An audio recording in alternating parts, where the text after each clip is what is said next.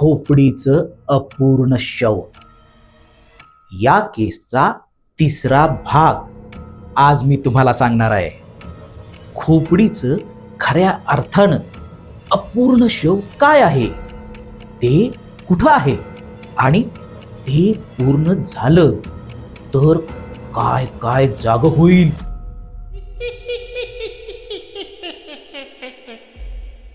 Episode 2 च्या शेवटी खोपडीनं सांगितलं, शेवटचा भाग तुझ्या घरात आहे. राहुल घरात शिरतो. अंधार, कुठेही प्रकाश नाही. अचानक भिंतीवर लाल अक्षर स्वतः उमटू लागतात. जिथे तू जन्मलास तिथेच मी मरण पावलोय. राहुल थरथरतोय. त्याचं जन्मस्थान, त्याच्या घरात असलेली जुनी स्टोर रूम, ज्याचं दार त्याच्या आई बाबांनी सालोसाल बंद ठेवलेलं होतं, आज ते द्वार स्वतःच किरकिरत उघडतोय. रूम मध्ये धूळ, जाळ्या, तुटकी भांडी, थिजलेली हवा. राहुल टॉर्च लावतो. भिंतीवर विचित्र रेषा, मानवी नखाने ओर पाडल्यासारख्या. खालच्या कोपऱ्यातून एक मंद आवाज,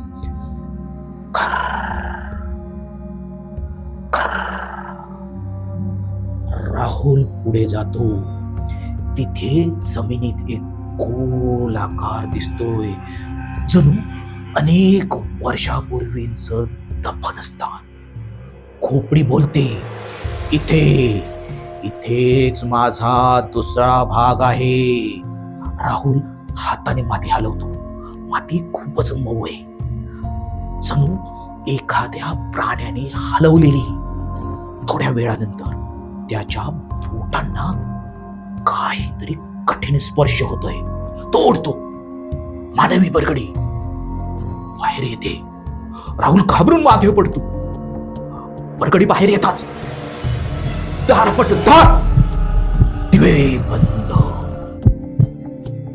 खोलीतील हवा अचानक कोटते.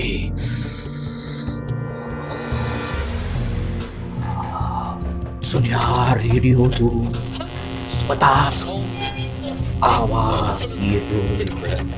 घड्याळाचा काटा उलट दिशेने फिरू लागतो. खोपडीचा आवाज जास्त, खूप दुसरा मिळाला.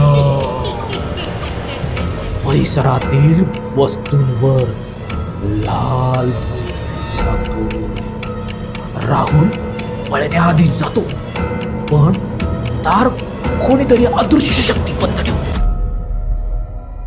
खोपडी म्हणते, अजून एक भाग, अजून एक परीक्षा.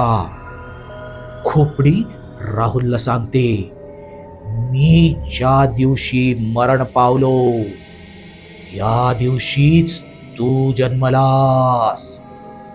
राहुल, का, कसं? खोपडी, तुझं घर माझ्या मृत्यूच्या जागेवरच उभारलं गेलंय. तुझ्या जन्माचा पहिला श्वास माझ्या अंतिम श्वासावरच पडलाय. ही ओळ राहुलच्या डोक्यात खणासारखी बसते. खोपडी पुढं सांगते, आपलं नातं योगायोग नाही. तू जन्मलास कारण माझी शक्ती मुक्त व्हायची होती. राहुल हादरतोय.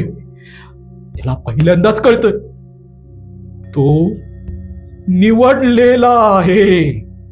खोपडी सांगते, तिसरा भाग याच घराखाली आहे. राहुल जमिनीवर टॉर्च टाकतोय. जुन्या लाकडी फरशीच्या खाली एक गुप्त चौकोनी दरवाजा दिसतो, ज्याबद्दल त्याला कधीच सांगितलेलं नव्हतं. तो उचलतो. खाली एक अंधारमय तळघर, जणू स्मशानासारखं. राहुल खाली उतरतोय. तिथं एका कोपऱ्यात जाड चिखलानं माखलेलं मानवी पायांचं सांगाड पडलेलं. तो ओढतो. तेवढ्यात तो सांगाड्याचा पाय हलतो. खोली कंपन करायला लागते. खोपडी वरून वाढते. तिसरा भाग पूर्ण. राहुल तिन्ही हाडांचे भाग, खोपडी, हात, परगडी, पाय हॉलमध्ये आणून ठेवतो. पहिल्यांदाच खोपडीच्या डोळ्यात निळसरपणा नाही, लालसरपणाही नाही, तर तीव्र तीव्र पांढरा प्रकाश चमकतोय. हाड थरथरू लागतात. ती स्वतः एकत्र जमताय. जणू एखादं अदृश्य शरीर त्यांना आकृष्ट करत आहे. राहुल भयभीत.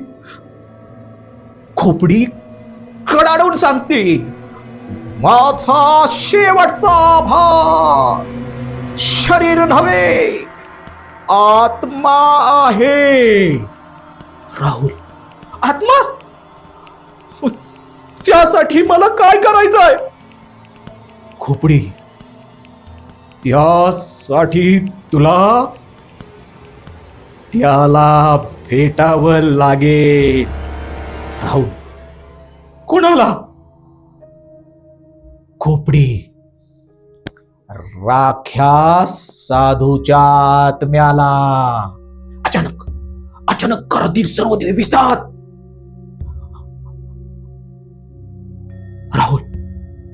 राहुल अंधारात उभा. अचानक मागून कोणीतरी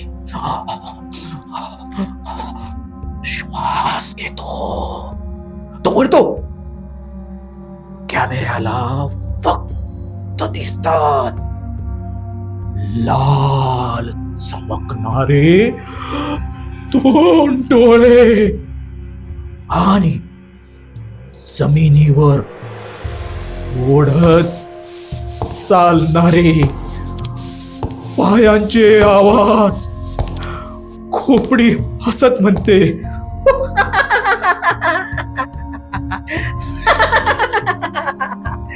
तो आलाय.